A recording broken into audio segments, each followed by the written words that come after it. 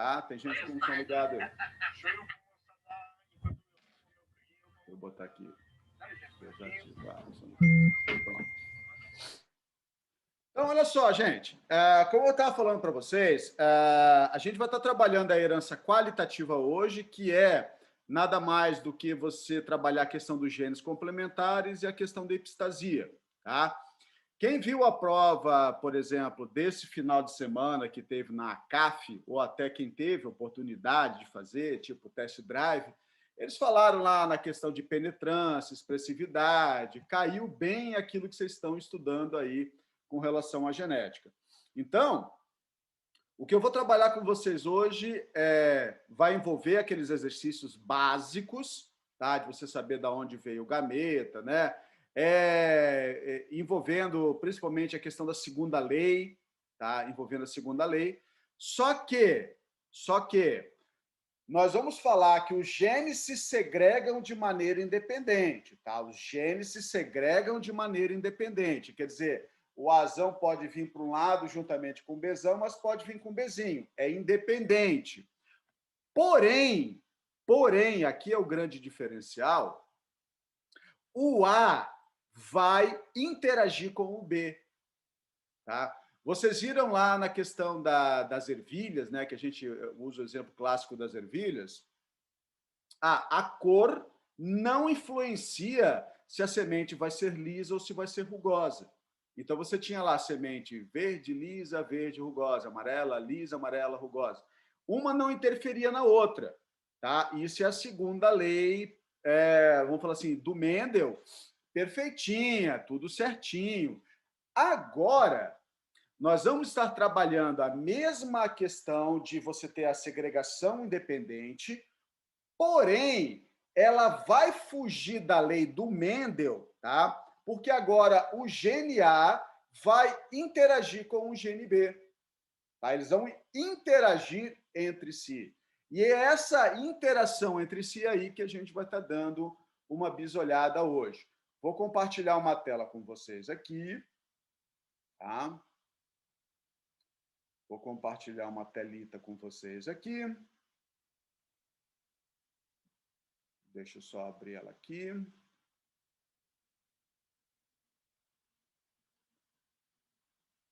Tá, deixa eu só abri-la.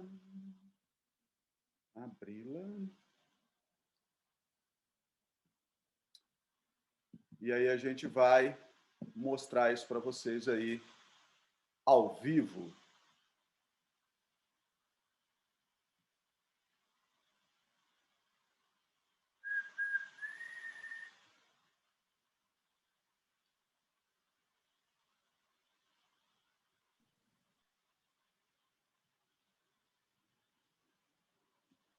Então, vamos lá.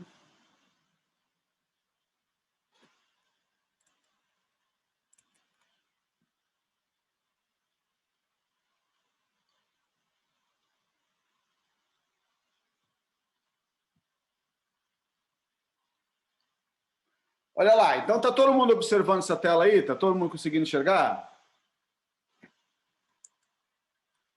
Sim ou não, talvez? Sim, Fernando, certinho. Beleza. Então, olha só. O que nós vamos ter aqui, então, que a gente está trabalhando? Começamos a falar na semana passada, então, da chamada genética pós-mendeliana. Por quê? Porque veio depois do Mendel. Básico.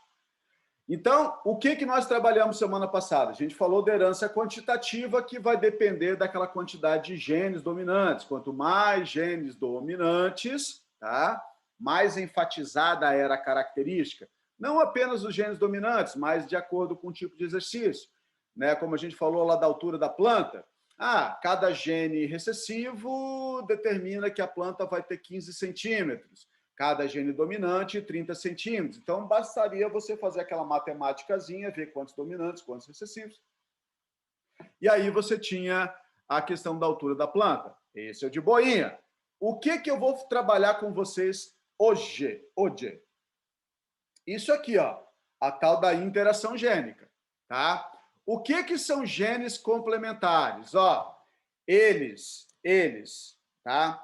Trabalham da seguinte maneira: se segregam os genes, tem a segregação independente, né? Aqui a gente vai estar trabalhando com a crista da galinha, que é uma famosa questão aí, onde o R é um dos genes e o E é um outro dos genes. Eles se separam de maneira independente, quer dizer, eles estão em cromossomos diferentes, tá? Em pares de homólogos diferentes, porque se tivesse no mesmo par de homólogos, seria a questão da terceira lei, tá? Seria a questão da vinculação gênica.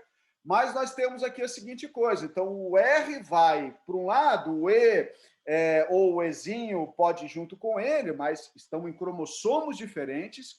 Porém, o R interage com o E. Então, de acordo com a combinação do R e do E, tá? Nós vamos ter cristas diferentes da galinha. Então, percebe aí nesse videozinho aí, tá? Percebe nesse vídeo. Deixa eu só ocultar isso aqui. Deixa eu fazer um negocinho aqui, um negocinho aqui.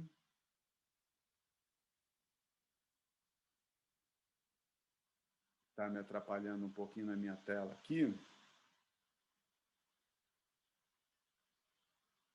Aqui. Tá? Opa, passou aqui sem querer. Então, olha só, gente. Eu tenho dois genes, o gene R e o gene E, tá? O gene R vai determinar a crista rosa. Então, você tem aí o desenhozinho das galinhas aí, a crista rosa, e você tem o gene E, que determina a crista chamada de ervilha, tá? A crista rosa e a crista ervilha. Então, você percebe aqui, ó, onde eu estou apontando o mouse, tá? Percebe, são 4, tá? Um par de genes, outro par de genes, então são 2 pares de genes, gerando aquele esquema de dominância, recessividade, trabalhando da mesma maneira, o gene dominante, gene recessivo. Porém, percebe o negócio, para a crista da galinha trabalhar, tá? Para a crista da galinha trabalhar, e a gente vê a questão da... Só um minutinho aqui, gente, só um minutinho. Em aula.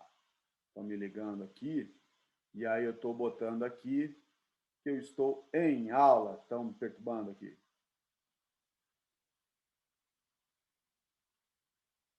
Então, olha só. O que a gente tem? A gente tem a crista R, Rzão, tá? Pode ser um Rzão, Rzão. Pode ser um Rzão, Rzinho. Mas percebe, para a característica rosa ser enfatizada, os dois aqui, ó, o da crista ervilha, tem que ser recessivos. Tá? Por quê? Porque se aparecer algum dominante aqui desse lado, vai interferir na crista R. Então, você percebe aqui, ó, Rzão, Rzão, ou Rzão, Rzinho, Ezinho, Ezinho. Percebe? Aí a crista é rosa. Se você tiver os dois agora Rzinhos aqui, ó, recessivos, e agora a gente estiver trabalhando com o Ezão, pode ser um Ezão, Ezão, ou um Ezão, Ezinho, o que nós vamos ter agora? Nós vamos ter a crista ervilha. Dá para entender isso? O R influencia no E. Para o R aparecer, o E tem que ser recessivo. Para o Ezão aparecer, o R tem que ser recessivo. Então, a gente tem as duas cristas aqui, a crista rosa e a crista ervilha. Agora, percebe, apareceu um gene dominante de cada tipo. Apareceu um Rzão, apareceu um Ezão. Apareceu um Rzão e um Ezão, apareceu outro fenótipo. Não ficou apenas o fenótipo rosa e o fenótipo ervilha. Esse que é o padrão que vocês observam nos exercícios. Você tem dois genes que, teoricamente, dariam dois fenótipos interessantes aí, de cada característica, mas pelo fato deles interagirem entre si, apareceu mais outro fenótipo. Então, apareceu aqui o fenótipo da crista nós. Ó, dois dominantes, pode ser Rzão, Rzinho, pode ser Rzão, Rzão, tem problema. Mas o R e o E têm pelo menos um dominante de cada tipo. Apareceu um dominante de cada tipo, me apareceu outro fenótipo. Da mesma maneira que não apareceu nenhum dominante, tá vendo? Todos eles recessivos. Apareceu mais outro fenótipo ainda. Então, a gente tem o quê? Nós temos um processo de interação gênica. Um gene interfere no outro, tá? Se um é dominante, o outro é recessivo, enfatiza esse dominante. Se um é dominante, o outro é recessivo, enfatiza o do dominante. Mas agora, apareceram dois dominantes, é um outro fenótipo. Não apareceu nenhum dominante, é outro fenótipo ainda. Então, a gente tem esse processo chamado de genes complementares. A gente tem processos também de surdez, tá? Então, a gente tem tipos de surdez que vão também estar relacionada com os dois tipos de interações aí. Interagiu um de cada tipo, um dominante de cada tipo, é um tipo de surdez. Não apareceu nenhum, é outro. Apareceu dois dominantes, é outro. Então, outro padrão. Então, isso é o que a gente chama de genes complementares.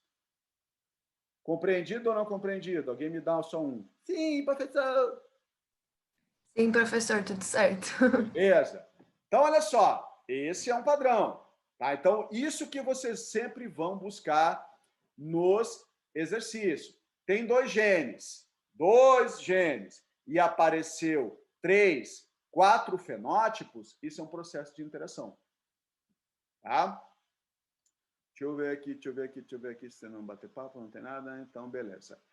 Outro padrão que a gente vai ver diferente aqui, ó, que é a chamada epistasia. Tá?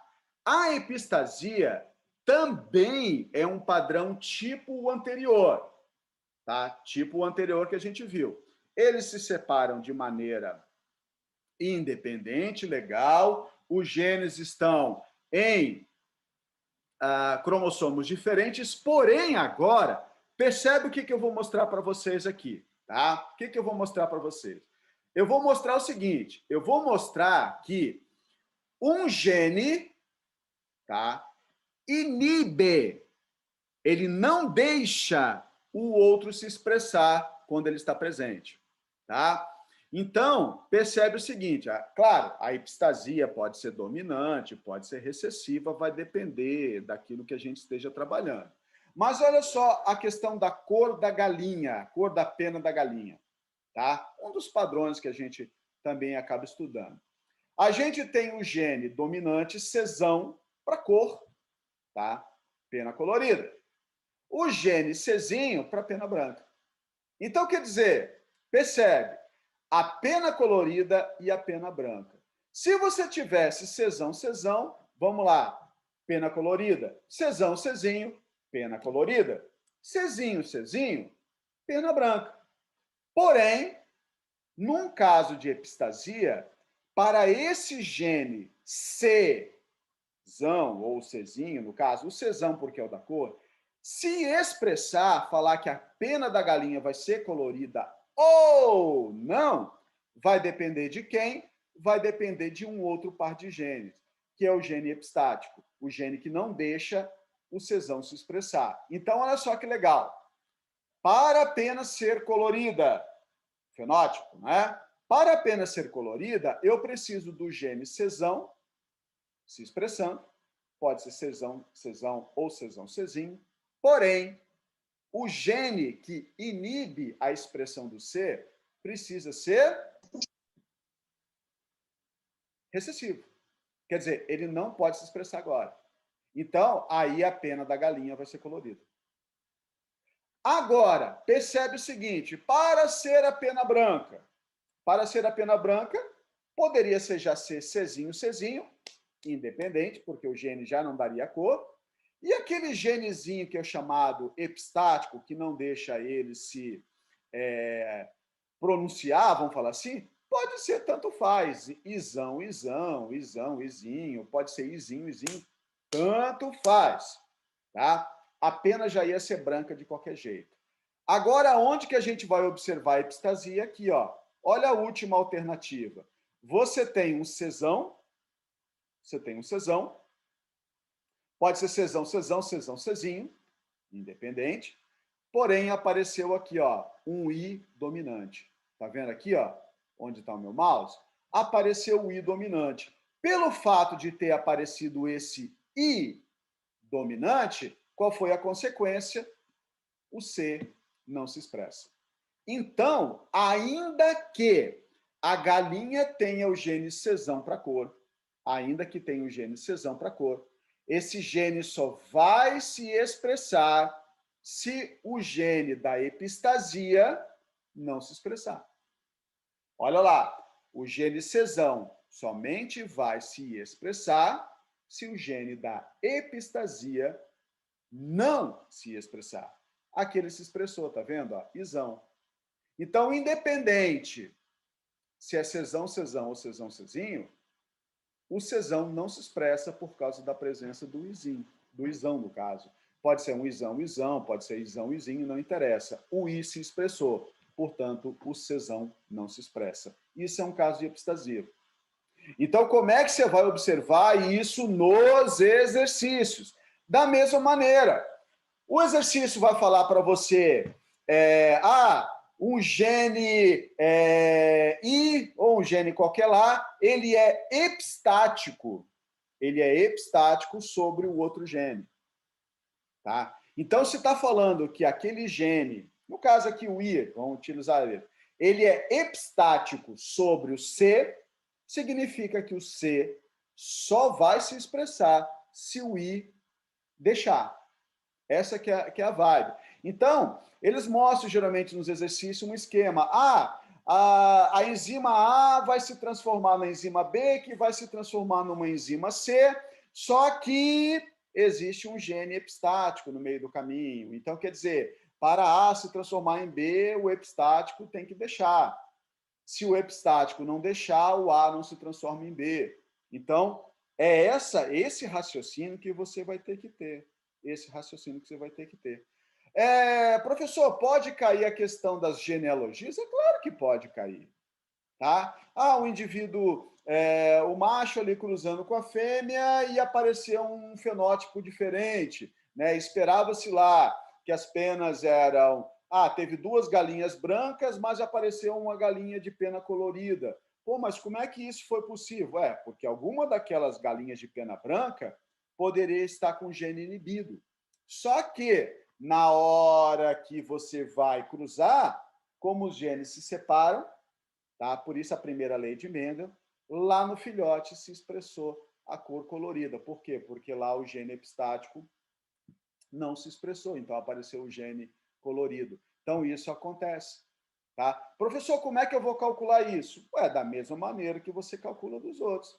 Tá? Você calcula lá como são características, vamos falar assim, que se segregam, né, independente, você pode fazer aquele esqueminha que eu já ensinei para vocês.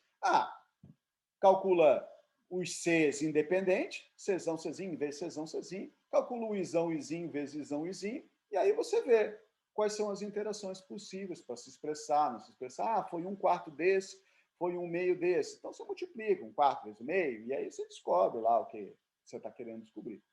Tá? Mas a vantagem daquele negócio que eu mostrei para vocês, né? Se você está lembrado, deixa eu ver se eu consigo escrever aqui nessa tela aqui. Olha só, o que eu falei para você. Você vai cruzar o Czão com o Czinho, vezes o Czão com o Czinho. Tá estranho aqui. Então, a gente vai cruzar Czão, Czinho, Czão, Czão, Czão, Czinho. Então, você calcula aqui o que você quer. Eu quero o percentual de Czão, Czinho. Está aparecendo um G, mas na hora que eu tiro. Então, você vai ver lá que, cruzando aqueles 2 heterozigóticos, você chegou num Czão, Czinho de 1/2. Tá? 1/2. E aí, na hora de cruzar o Izão, Izinho, a mesma coisa. Faz de conta que os dois são Izão, Izinho. Izão, Izinho. Então, para você ter uma galinha heterozigótica que se expresse a cor dela, ou você quer que a cor se expresse, né? Então, quer dizer, Czão, Czinho ou Czão, Czão, você teria, né, a cor 3/4, né, no caso aqui. Para você expressar, você precisaria ter izinho, izinho. Então, a chance de ser izinho, izinho seria 1/4. Né? Então, para cor, né? Vamos falar aqui, para cor, Czão, Czão e Czão, Czinho, aí, passou aqui. Você teria lá o 3/4, né, para cor. Né? Czão, Czão, mais Czão, Czinho, mais Czão, Czinho, daria 3/4. Então, 3/4 vezes 1/4, você teria aí 3/16. Então, quer dizer, você chega no cálculo para ter duas galinhas, vamos falar assim, brancas, tá? Heterozigóticas para cor, heterozigóticas para o gene epistático, e aí qual é a chance de ter uma galinha colorida? Então, 3/4 vezes 1/4, você chegou lá em 3/16. Então, é um cálculo bem simples, então você não precisa montar aquele quadrinho gigantesco. Você pode simplesmente trabalhar, já que eles são de segregação independente. Essa aqui é a vibe. Tá? Então, você não precisa fazer um quadro gigante para descobrir aquilo que você quer. Então, utiliza bem esse macetinho que eu passei para vocês. E para terminar essa parte aqui da genética, né, da herança pós-moderna aqui, que a gente fala pós-mendeliana, a gente tem um quadro chamado de pleiotropia. A CAF já cobrou pleiotropia. Só que a pleiotropia, gente, não tem cálculo. Tá? Ela não tem cálculo. Então, ela é uma questão teórica. Só que agora eu quero que você tenha o seguinte raciocínio. Ó, na interação gênica, genes complementares ou epistasia, você tem dois genes para determinar uma característica. Tá? Dois genes. Eles estão interagindo lá para dar o tipo de crista da galinha ou se vai ter cor ou não vai ter cor na galinha. Tá? Então, a gente tem dois genes interagindo para uma característica só. Dois genes para uma característica.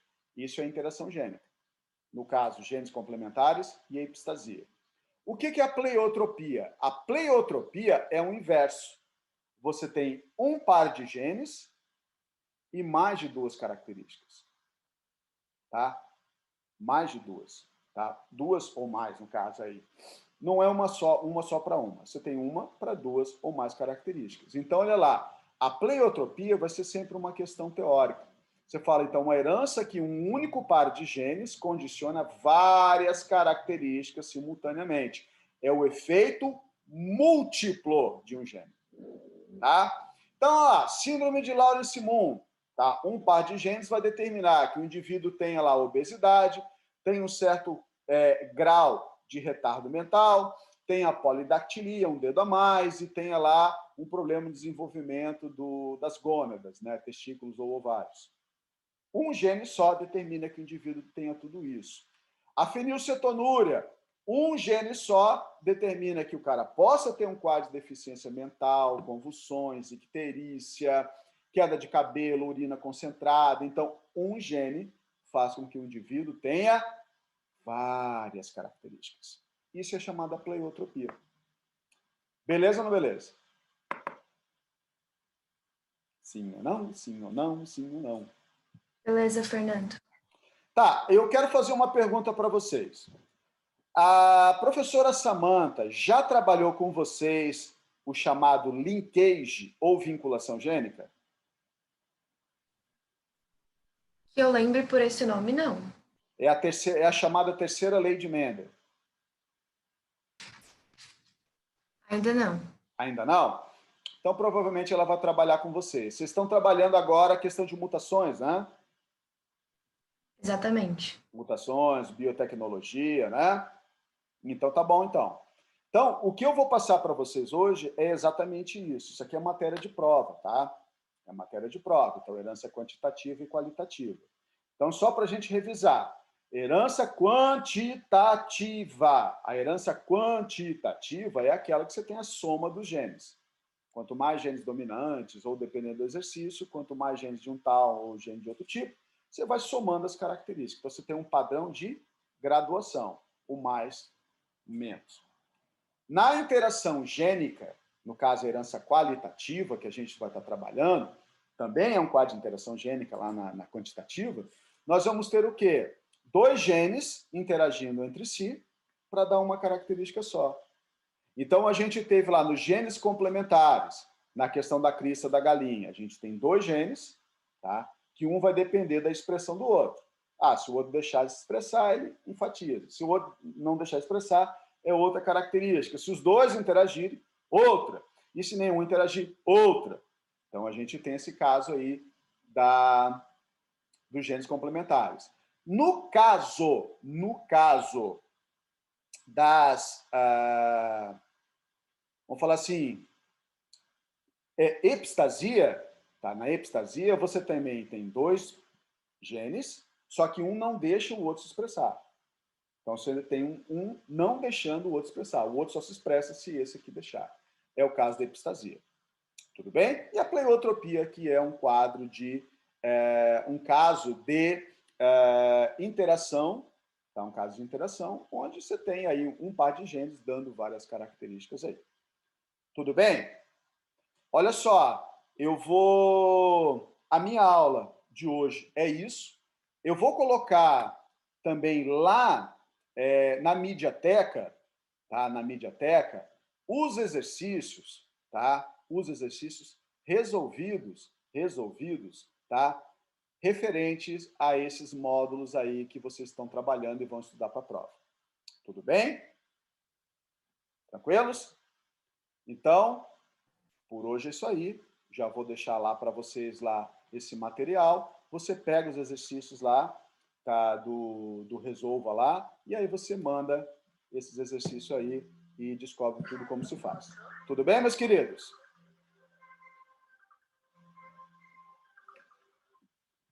Belezinha?